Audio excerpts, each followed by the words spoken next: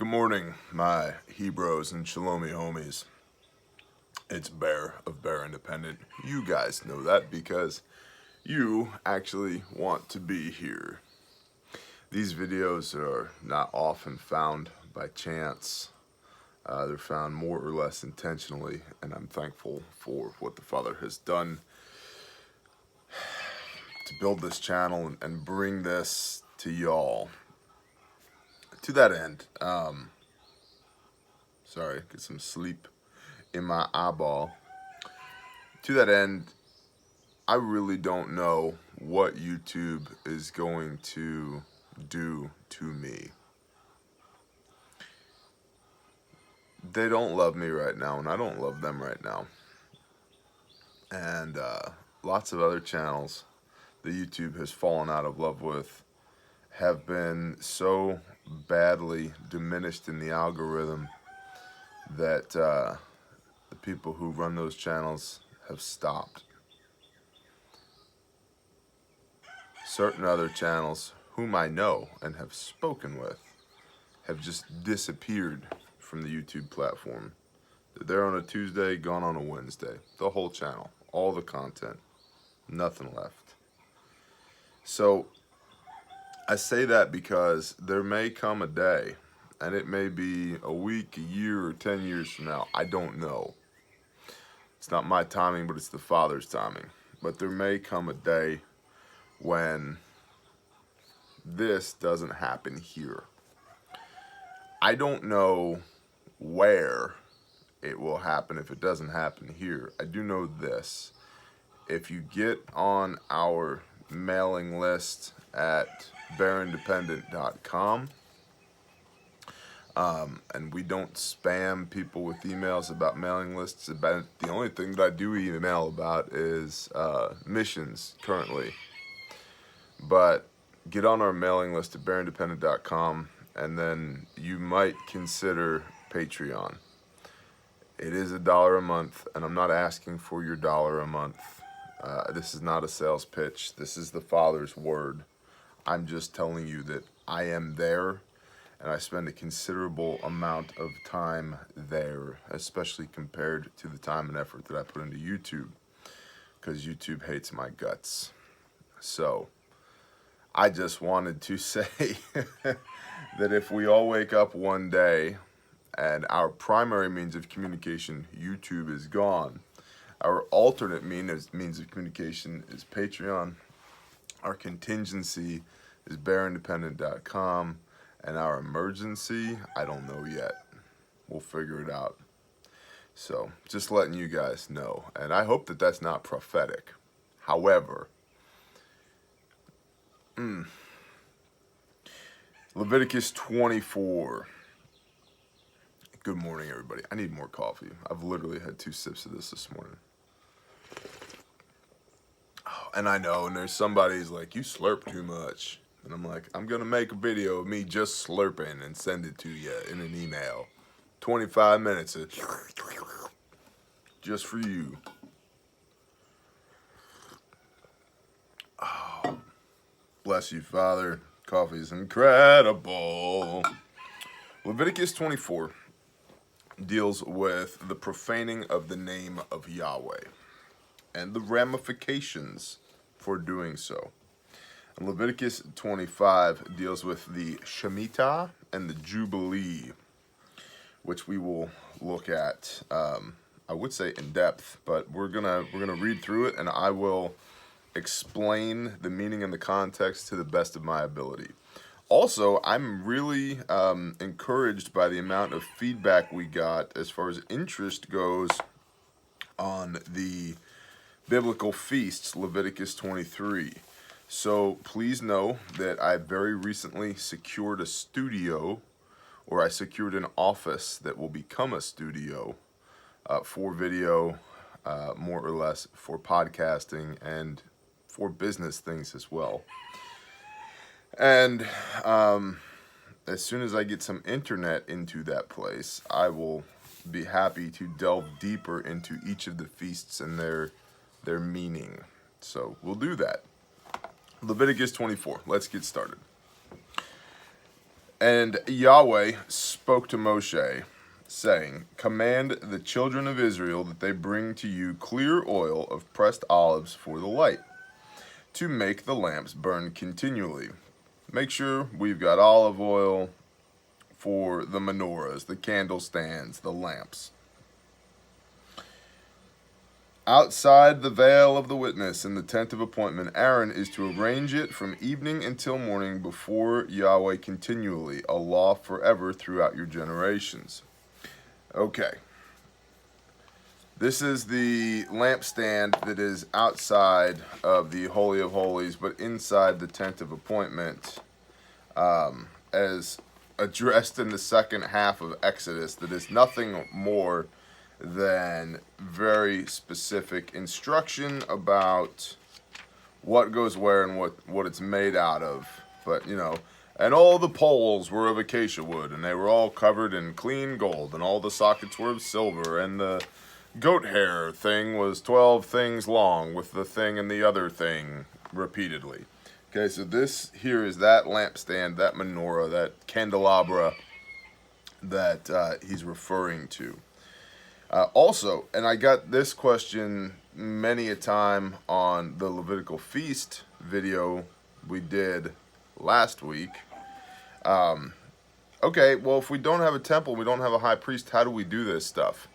Short answer, the things that require a temple and a high priest, we don't do. Because we don't have those physically manifested here on earth. Right now, and praise the Father, Yeshua is our high priest in the order of Melchizedek, right? That's straight up biblical. And the temple is here.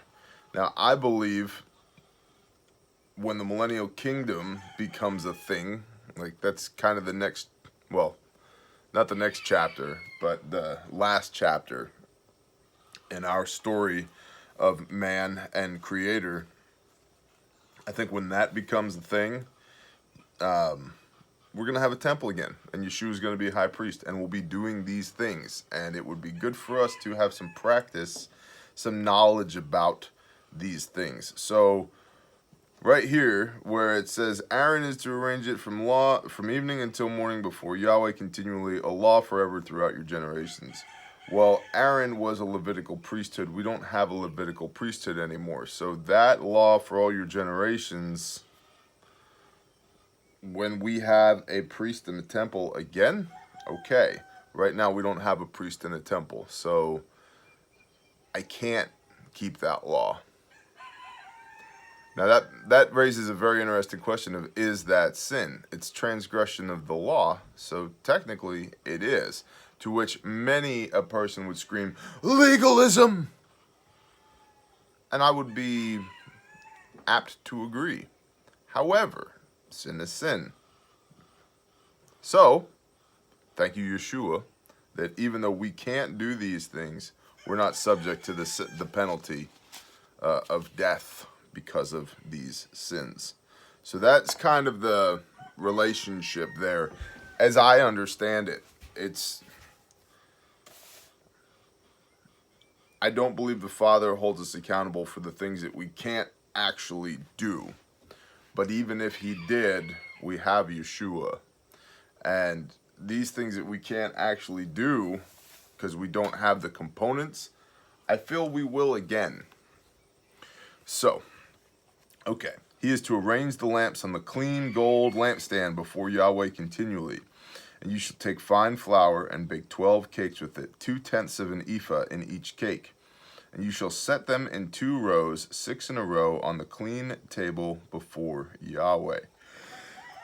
And you shall put frankincense on each row, and it shall be on the bread as a remembrance portion, an offering made by fire to Yahweh. So there's bread here. There's 2 rows of 6 loaves of bread that are put on the table. This is the showbread, and then it's anointed with frankincense.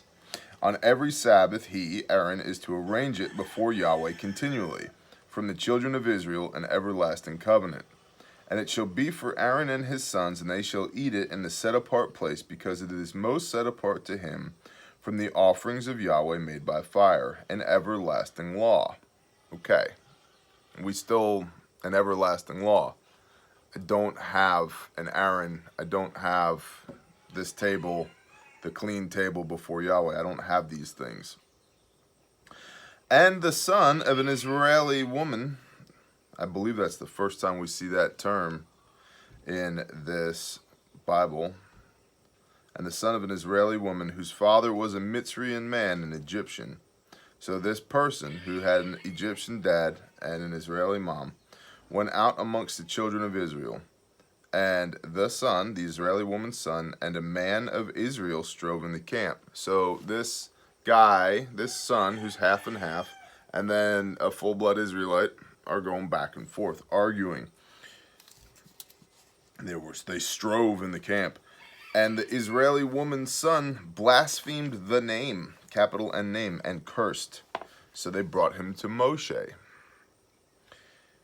Now his mother's name was Shalomith, I don't know, Shalometh, the daughter of Dibri of the tribe of Dan. And they put him under guard, that it might be declared to them at the mouth of Yahweh. And Yahweh spoke to Moshe, saying, bring the one who is cursed outside the camp, and all those who heard him shall lay their hands on his head, and all the congregation shall stone him. Okay. And Yahweh spoke to Moshe. Not Moshe spoke to the Israelites. Yahweh spoke to Moshe, saying, bring the one who has cursed outside the camp, and all those who heard him, everybody who heard him do this, shall lay their hands on his head, and all the congregation shall stone him, and speak to the children of Israel, saying, anyone who curses his Elohim shall bear his sin, and he who blasphemes the name of Yahweh shall certainly be put to death, and all the congregation shall certainly stone him, and the stranger as well as the native. When he blasphemes the name, he is put to death. And a man who strikes the being of any man shall certainly be put to death. And he who strikes a beast repays it, body for body.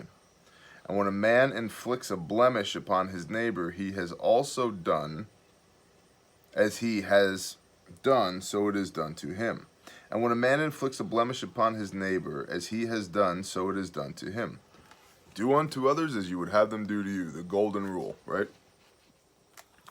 Now, and here we go. Fracture for fracture, eye for eye, tooth for tooth. As he inflicts a blemish upon him, so it is done to him. And he who strikes a beast repays it, and he who strikes a man to death is put to death. You are to have one right ruling for the stranger and for the native, for I am Yahweh your Elohim. And Moshe spoke to the children of Israel, and they brought the one who cursed outside the camp, and stoned him with stones. And the children of Israel did as Yahweh commanded Moshe. Now, a few things here. Number one, the one who cursed. That doesn't mean, oh, fiddlesticks, okay? It means blaspheming the name of Yahweh. So, while there's polite language and impolite language as generally considered by humanity, and sometimes that can be called cursing or swearing, biblically it's not. Cursing is blaspheming the name of Yahweh. So while it's not polite for me to spit out every four-letter word that I know and to string them together and weave them into some type of glorious tapestry of profanity, which I'm capable of doing, that's not polite for me to do, and it's not something that I tend to engage in anymore. That's not cursing. Cursing is blaspheming the name.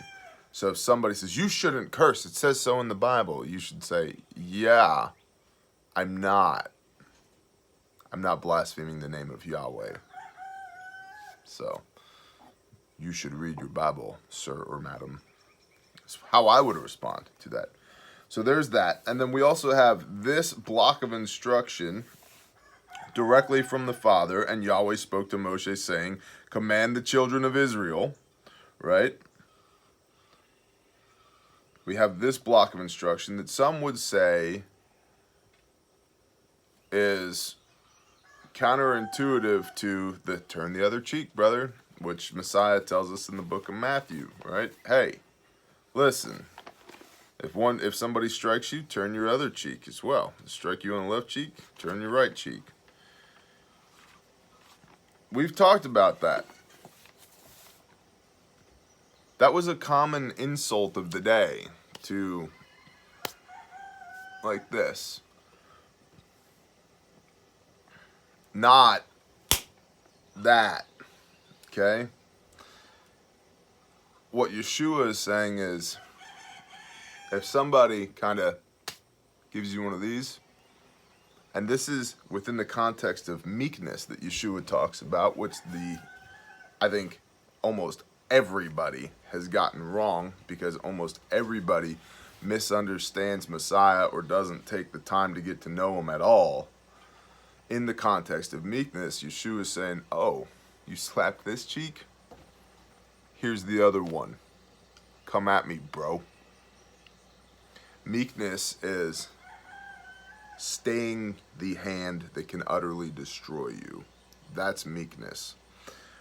Because an eye for an eye, a tooth for a tooth. The discipline that it takes to know that I could destroy you, and I'm well within my right to destroy you, and I exercise restraint not to destroy you, that is mercy. It's not, oh, turn the other cheek, brother. Turn the other cheek, brother. It's not that. And it's also not, if somebody smites thee, you smite them back. Eye for an eye, tooth for a tooth, right? Maybe, typically I have an axe laying around. Oh, here's one. You might need to employ one of these depending on how bad the smiting was. So, contextually, many would say, oh, well, that's all been done away with. We have this new instruction from Yeshua. No, you misunderstand the instruction from Yeshua and how it relates to this instruction from the Father. And remember, Yeshua said repeatedly, I and my Father are one. And the Father said, this is my Son in whom I delight. Right? They do not contradict each other. If they appear to contradict each other, it's because we don't understand. And we need to do a better job of understanding. Okay, and then as the point is made repeatedly here in this Bible, but also here in Leviticus 24:22, you are to have one right ruling for the stranger and for the native, for I am Yahweh your Elohim. Meaning there's only one set of rules. So if somebody comes into your camp and they're like, well, I'm from the Pleiades star cluster. We don't do things that way. Like, doesn't matter. We do things this way because Yahweh says so, and I belong to Yahweh, not the Pleiadian star system. So thanks, bro. This is how we do things. All right. Coffee. Coffee? I don't know.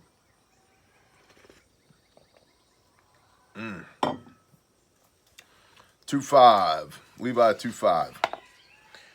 And Yahweh spoke to Moshe on the mount, saying, speak to the children of Israel and say to them, when you come into the land which I give you, then the land shall observe a Sabbath. The land shall observe a Sabbath to Yahweh.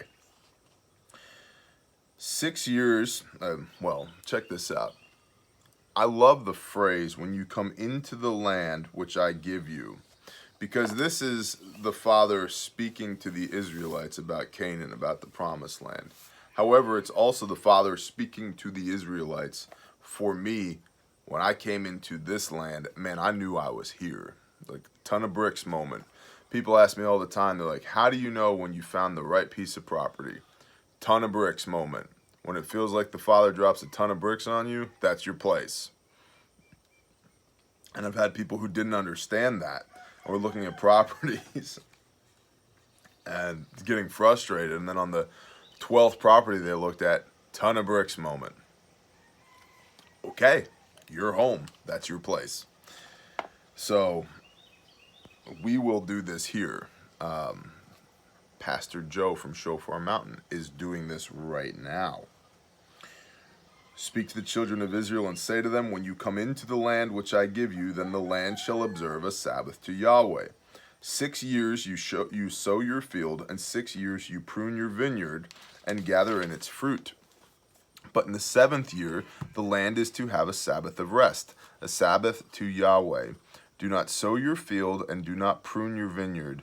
Do not reap what grows of its own, or your harvest, and do not gather the grapes of your unpruned vine, for it is a year of rest for the land. And the Sabbath of the land shall be to you for food, for you and your servant, and for your female servant, and your hired servant, and for the stranger who sojourns with you, and for your livestock and the beasts that are in your land. All its crops are for food. And you shall count 7 Sabbaths. Well, hold on. Do not sow your field, and do not prune your vineyard. Do not reap what grows of its own of your harvest. This is the harvest of the field. This is going to be your wheat, your barley, the way modern agriculture is, there's so much rotational crop planting that, it's not like that's my field of barley anymore. Although it could be. It's like, yeah, we do, soybeans in the spring and then corn in the fall and or whatever, right? But you're not going to reap that stuff. If it comes up, it comes up. But you're not mass collecting that stuff. You have it for food, but you're not, baling up all your hay this year and taking it to market. Okay? It's a Sabbath of land, a Sabbath of rest for the land. Okay. All its crops are for food. 25:8. And you shall count 7 Sabbaths of years for yourself, 7 times 7 years. And the time of the 7 Sabbaths of years shall be to you 49 years. And you shall then sound a shofar sound on the 10th day, the trumpet, the shofar. On the 10th day of the 7th new moon, on Yom HaKippurim, Yom Kippur, cause a shofar to sound throughout your land. Which, Yom Kippur is the Day of Atonement. We just covered that last week in Leviticus 23. So if people are like, WTFT, I don't know what that is, please go back and watch Leviticus 23. Okay. And you shall set the 50th year apart and proclaim release through all the land to all its inhabitants. It is a Yobel for you. My book says Yobel. It's Jubilee. And each of you shall return his possession, and each of you return to his clan. Okay, let's see. It literally says see explanatory notes. So let's go see them in the back here. Explanatory notes. Yobel. Come on. Come on. My fingers are not the best.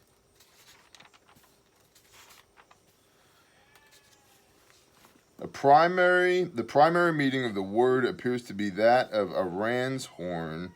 See Shemot. The term is also used in the 50th year Jubilee by the sounding of the shofar on Yom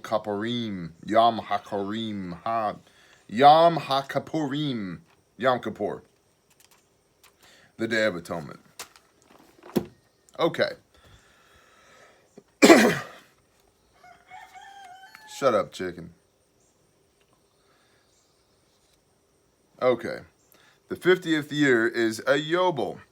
Do not sow nor reap what grows of its own, nor gather from its unpruned vine. It is a Yobel. It is a set apart to you. It is set apart to you. Eat from the field its crops. In the year of this Yobel, let each one of you return to his possession. And when you sell whatever your neighbor, and when you sell whatever to your neighbor, or buy from the hand of your neighbor, do not exploit one another. which is a good rule regardless. According to the number of years after the Yobel you buy from your neighbor, and according to the number of years of crops he sells to you. According to the greater number of years you increase its price, and according to the fewer number of years you diminish its price, because he sells to you according to the number of years of crops. So,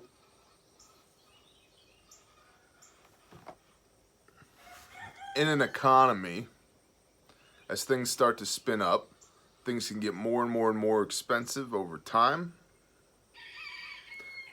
The Jubilee resets that. Boom. Takes it back down to here.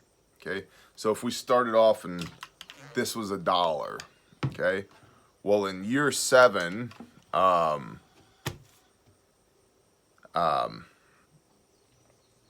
we'll say that this is worth $4, okay? And by year 20, it's worth $12. By year 50, this is $26. We're like, wait a minute, guys. No, Jubilee year, $1 or whatever. Also, we jumped right over this, but the Shemitah 25:4. But in the 7th year, the land is to have a Sabbath of rest, a Sabbath to Yahweh. Do not sow your field and do not prune your vineyard. That's the Shemitah. That's the SHEMITA, the year of rest for the land, the Sabbath for the land. Okay, and now we're into Jubilee stuff, Yobels and all of that. Yobel. Just waiting for some bad 80s rap to happen now. All right. And do not oppress one another. This is 25:17. But you shall fear your Elohim, for I am Yahweh your Elohim. And you shall do my laws and guard my right rulings, and shall do them. And you shall dwell in the land in safety. And in the land shall yield its fruit, and you shall eat to satisfaction, and shall dwell there in safety. Let's just read that again. And do not oppress one another, but you shall fear your Elohim. In fact, we got a comment on last week's video that I haven't replied to yet that says, do not fear, do not fear. We're told do not fear. No, we're also told to constantly fear our Creator, to fear and do. So yeah, we don't fear the world. I'm not afraid of the world, but if the Father tells me to do something, yeah, I'm afeared, bro. And you shall do my laws and guard my right rulings, and shall do them. And you shall dwell in the land in safety. Do my laws, guard my right rulings, and do them, and you shall dwell in my land in safety. And the land shall yield its fruit, and you shall eat to satisfaction, and shall dwell there in safety.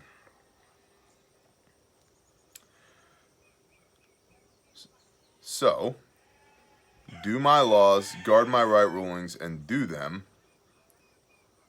Dwell in the land in safety, and the land will yield its fruit, and you will eat to satisfaction. Verse 20.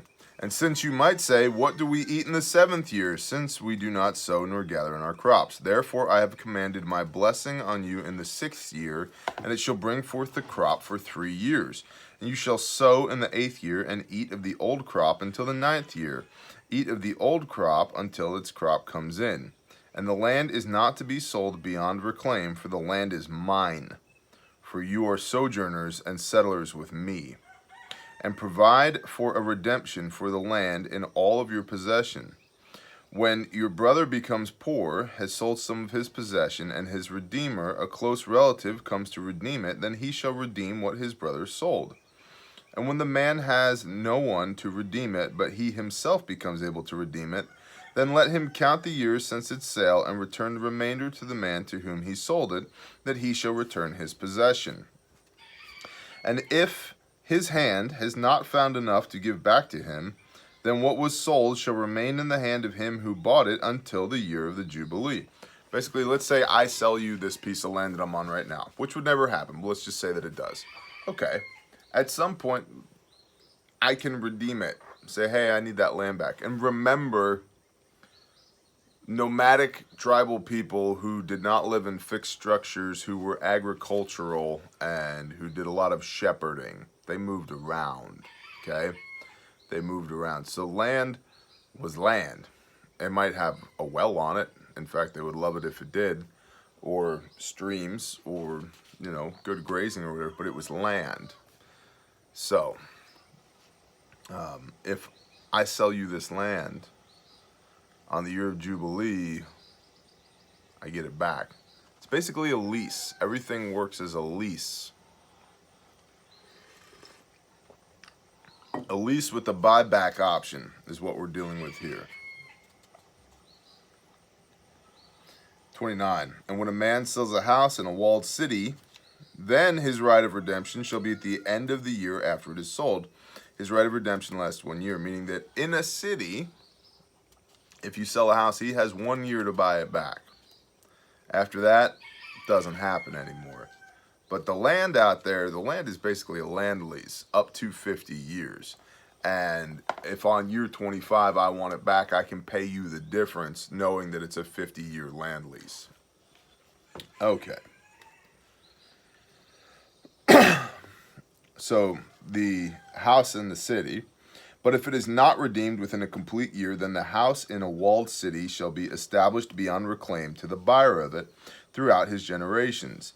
It is not released in the Jubilee. The houses of villages, however, which have no wall around them, are reckoned as the field of the country. Just same rule as the field. A right of redemption belongs to it, and they are released in the Jubilee. As for the cities of the Levites and the houses in the cities of their possessions, the Levites have a right of redemption forever. And that which is redeemed from the Levites, both the sale of a house and the city of his possession, shall be released in the year of the Jubilee, because the houses and the cities of the Levites are their possession in the midst of the children of Israel. But the fields of the open land of their cities is not sold, for it is their everlasting possession. Their everlasting possession. So here we have another provision for the Levites, basically saying that their houses maintain the right of redemption forever, meaning that on the Jubilee, if they have a house in the city, if you do business with a Levite in the city, their house, on the year of Jubilee, they get that house back. They do not forfeit their right of redemption on that house. And when your brother becomes poor, and his hand has failed with you, then you shall strengthen him, and he shall live with you like a stranger or a sojourner. That's a nice little passage right there, and one we would do well to remember. Take no interest from him, or profit, but you shall fear your Elohim, and your brother shall live with you. Do not lend him your silver on interest, and do not lend him your food for profit. I am Yahweh, your Elohim, who brought you out of the land of Mitzrayim to give you the land of Canaan to be your Elohim. Yeah, so we got a reminder right there. Remember, I'm the creator. I'm Yah, who brought you out of the land of Mitzrayim where you were a slave. If your brother falls on hard times, you don't take no interest from him or profit. Fear me. Let him live with you. You feed him. You don't lend him silver on interest, and you do not sell him food for profit. You take care of your brother, because at some point, Israelites, I had to take care of you. I just brought you out of the land of Mitzrayim where you were slaves. So you remember that, and you do not take advantage of your brother like you were just taken advantage of as slaves. Great reminder there. And when your brother who dwells by you becomes poor and sells himself to you, do not make him serve as a slave, but as a hired servant. As a settler, he is with you and serves you until the year of Jubilee. And then he shall leave you, he and his children with him, and shall return to his own clan, even return to the possession of his fathers. For they are my servants, whom I brought out of the land of Mitzrayim. They are not sold as slaves. Do not rule over him with harshness, but you shall fear your Elohim. And your male and female slaves whom you have from the nations that are around you, from them you buy male and female slaves, and also from the son of the stranger sojourning among you, from them you buy, and from their clans who are with you, which they shall bring forth in your land, they shall be your property. I think it's important to understand here as well the concept of biblical slavery. And I've repeated this before. There's a previous block of instruction from the Torah on if you have slaves, here's how you treat them. And I said then, and I'll say again, I hate the concept of slavery. I hate it. I've got one flag here and another flag here. I hate the concept of slavery.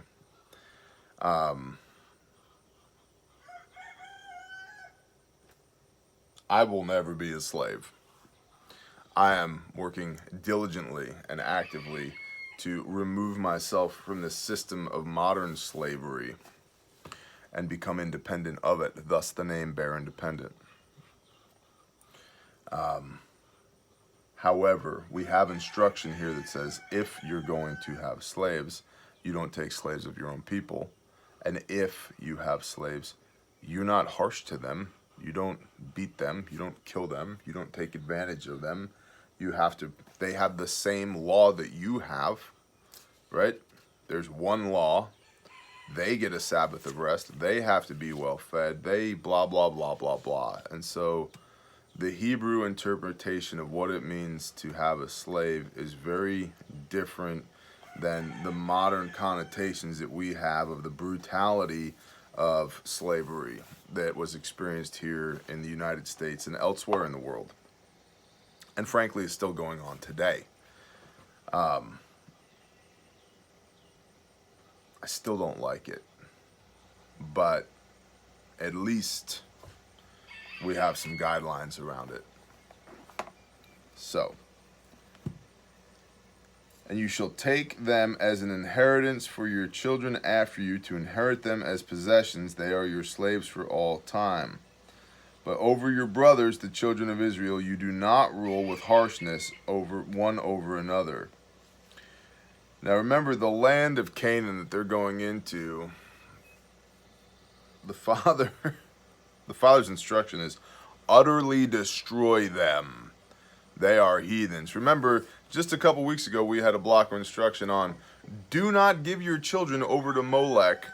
Do not fornicate. Don't kill each other, like ritually kill each other. Don't drink blood. Because these are all the things that the people whom you are going to displace do. Don't literally take your children to a flaming hot fire built as an altar to a demon lowercase g god thing and throw your children into the fire to please this God. Then with the reminder that I am Yahweh your Elohim, remember what I've done for you, bro. How dare you go whoring after false gods when I've done this for you. So these are the people that the Father's saying, hey, if you get into a position where you take these people as slaves, which frankly in warfare there are displaced peoples everywhere, so it makes sense. He says, these people, yes, you take them as slaves. Everybody else, not so much. So, boo, boo, boo, boo.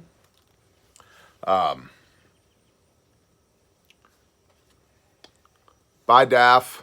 I love you. Love you too. Thank you. Thank you. Keep me in your prayers as always. Always. And I do for you. Always. Love you. Thank you. Love you. I'll see you soon. Be safe. Okay.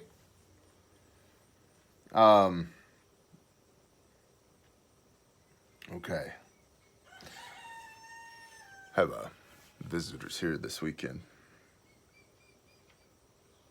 47. Now, when a sojourner or a settler with you becomes rich, and your brother with him becomes poor, and sells himself to the settler or sojourner with you, or to a member of the sojourner's clan, after he has been sold, there is a right of redemption to him. One of his brothers does redeem him.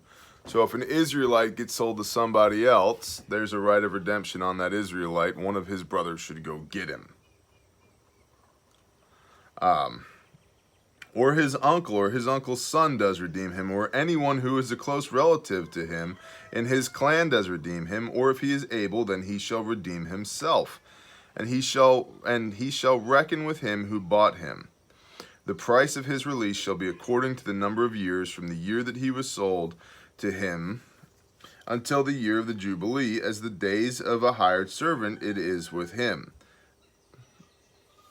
50-year lease. You know, if, okay, we bought this Hebrew guy as a slave. Gosh, I hate this. And there's 20 years left on his contract out of 50. Good, you're buying out the 20 years that are remaining.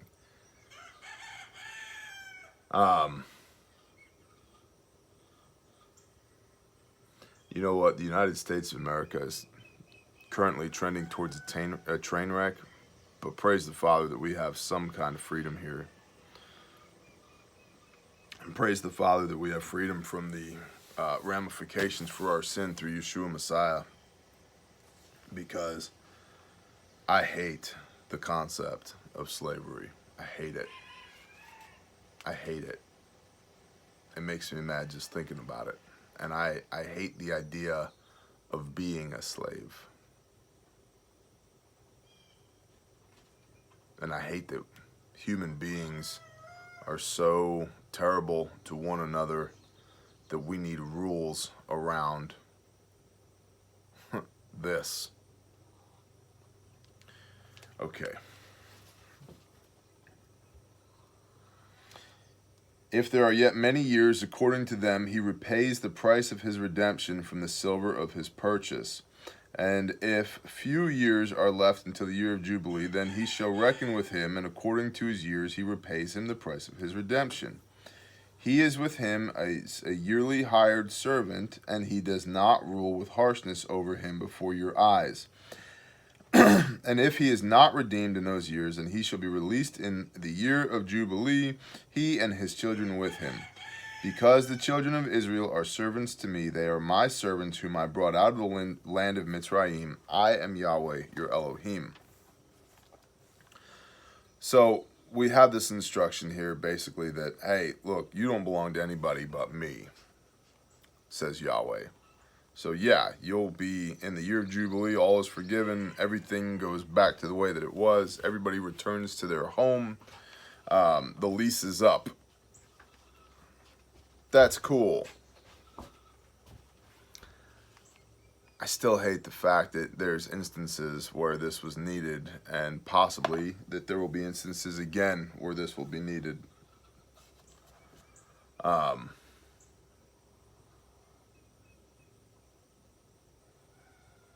I like the hired servant a lot more, that model a lot more than the slave model. But it's not my will be done, it's the Father's will be done. So take that for what it is. I particularly like the part here, when your brother becomes poor, you shall let him live with you like a stranger or a sojourner, and take no interest from him or profit, but fear your Elohim, and your brother shall live with you. And do not lend your silver on interest, and do not lend him your food for profit. I am Yahweh your Elohim, who brought you out of the land of Mitzrayim, to give you the land of Canaan, to be your Elohim. Yeah, I like that part. And, you know, we talked about the Sabbath of rest for the land and the Jubilee. There's, what's that guy's name? Snake oil salesman has been my experience. Jonathan Cahn has several books about things, including the Jubilee. And, you know, my issue with him, what little I know about him, is that he does a lot of work to try and attach his biblical interpretations to modern timelines, and gets borderline prophetic. And I just think that that's a recipe for disaster. But he's got some teachings on the Jubilee year. And I'm willing to admit he probably knows a lot more about it than I do. But I don't know. There's just something about the guy that just kind of makes my skin crawl. I feel like he's trying to sell me something. Which, I mean, he's an author. I get it. But if you're going to bless me, bless me. If you're going to sell to me, sell to me. Don't, you know. I heard one podcast with him. It's like an hour long. And I think legitimately in that hour-long podcast, which was recorded at a church during, he was the guest speaker at this church. So it would have been their message, you know, that they heard for the day. There had to be 10 or 12 pitches for his book in this message. And in my new book, I talk about all of this. This is on page 187, blah, blah, blah. You can get it $19.99 on Amazon, free shipping. And in my new book, blah, blah, blah, blah. I was like, dude, shut up. You're in church, man. This is how you get thrown out by the neck and whipped with a bullwhip and tables flipped. Like, shut up. Don't be selling in the temple. So, yeah. Guys, that's Leviticus 2:4 and 2:5. Do not profane the name of Yahweh, and do not, please don't take slaves. And understand the Shemitah, let the land rest, and the Jubilee, the year when all is forgiven.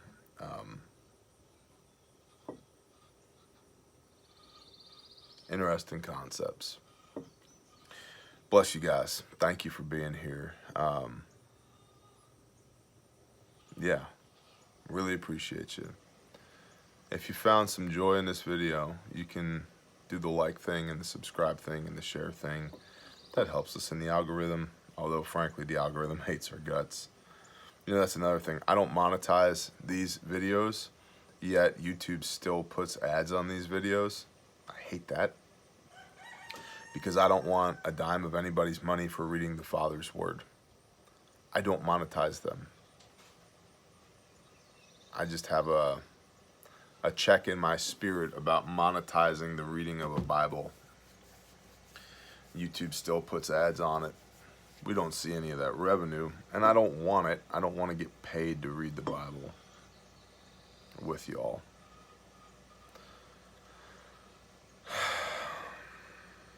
But because I don't monetize these videos, the algorithm doesn't grab them. They're like in stealth mode. The algorithm doesn't see them.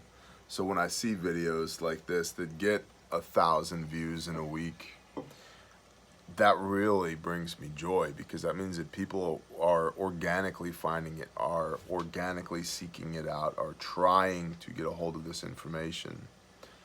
I'd rather get 1,000 views on a video where I read the Bible than 10,000 views on a video where I don't. So, that's encouraging. Shalom, y'all. Blessings.